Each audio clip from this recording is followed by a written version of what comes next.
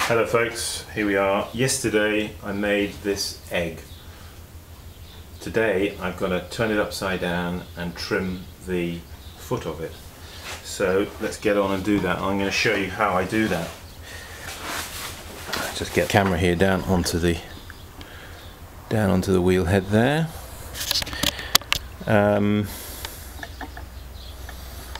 In order to be able to trim that, of course, I can't balance it on its point. I could do if I got some lumps of clay and everything, but I've got a better way, and that is I've got one of these biscuit-fired chucks. This serves a double function. They're easy to make. You can throw it and then just biscuit fire it. So that can go there on the wheel like that, and then that can rest in it. It actually serves a double function. It can also sit that way up, and then if I have a large bowl, for example, or a shape, I can put it over that and trim the base of it. That's if I don't want the lip of the bowl to actually go face down on the wheel, but rather it's lifted up and held from up underneath.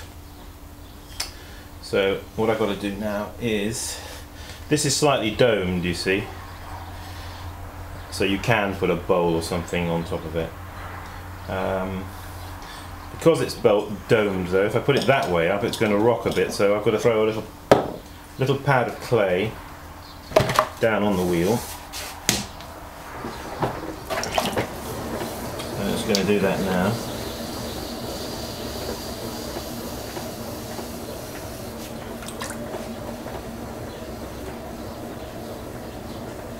And this little pad of clay I'm going to throw slightly deeper in the middle, so it's also going to be slightly bowly, very, very slightly bowly, in order so it reflects the shape of the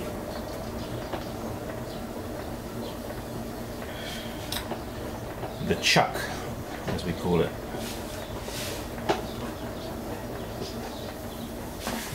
You'll find that this usually works quite successfully because the biscuited nature of the clay here is very absorbent. So putting that down on the wet of the little cushion I've thrown, what I'm going to do is now just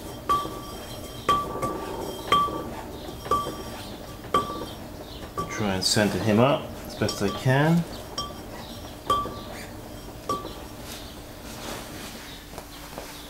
Yes. Okay. Let's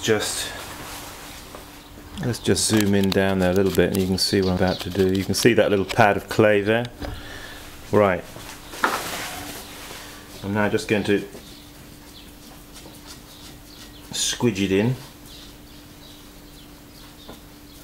up underneath. Okay, that will hold it now quite securely. Okay, let's now just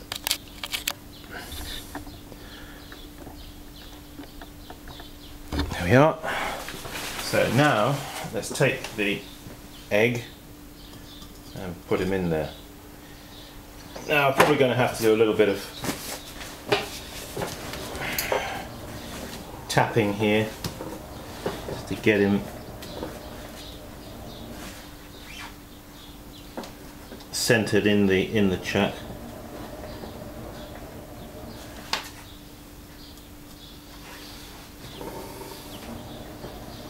That's pretty normal to have to do that.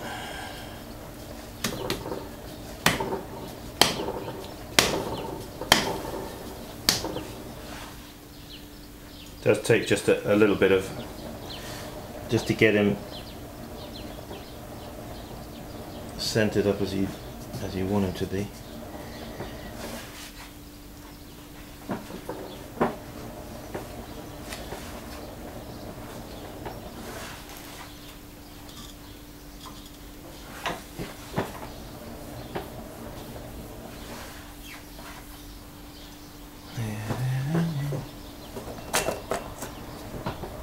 Right, I'm now going to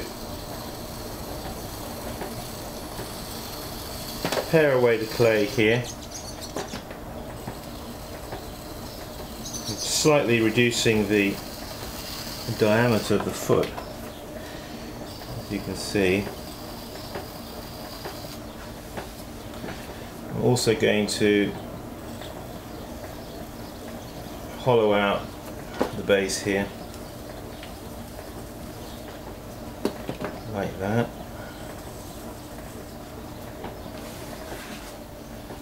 What I'm trying to do is follow the line of the shape. So I don't want to interrupt in any way the line, the curve.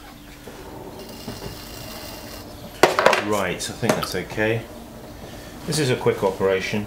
Now I'm using my potter's knife, and I'm using the back of the blade here just to compress the surface of this clay body, because it gets very rough when I trim it because of the grog in it.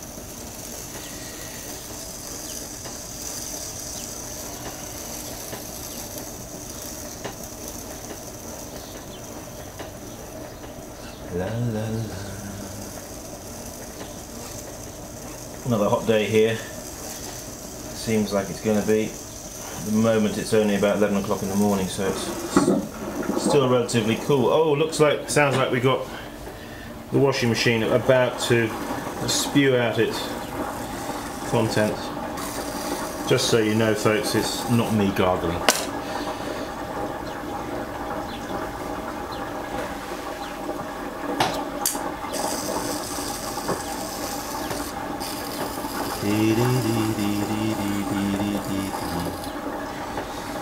So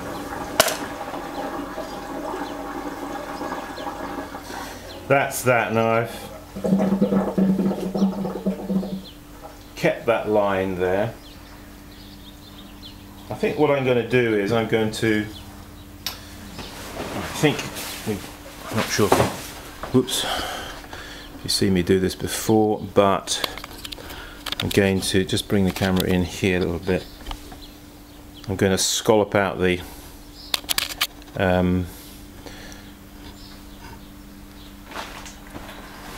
let's put a light on, because can't have too much light in these things, can we?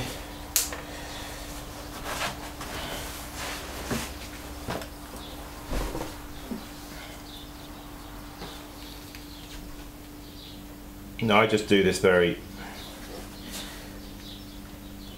make a cross in it like that, and then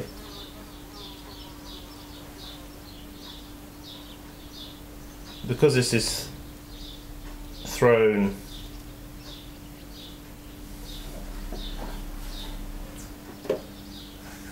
relatively, I wouldn't say this is actually a particularly light piece. I was thinking earlier on, I picked it up and I was thinking, ooh, a heavy little number. However,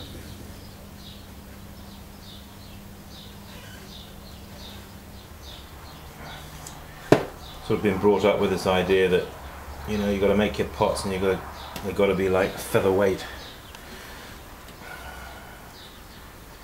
Not all of my pots are featherweight, I have to say. I try to make them as light as I can. I think even Hamada, one of the Japanese potters, a very well known one of course, as you'll know, his pots were not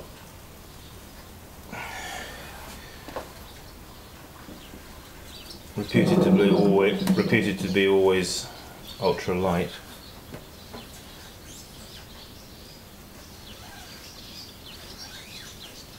So there we are. I've scalloped out the, can you see that? What I've done.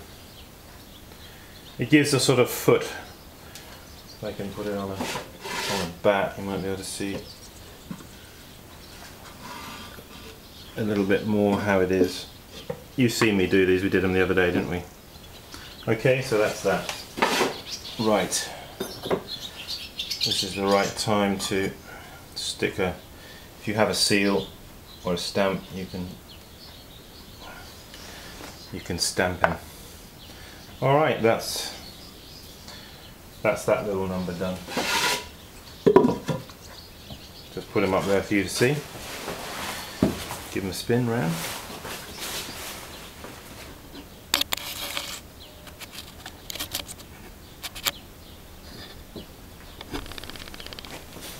La, la, la.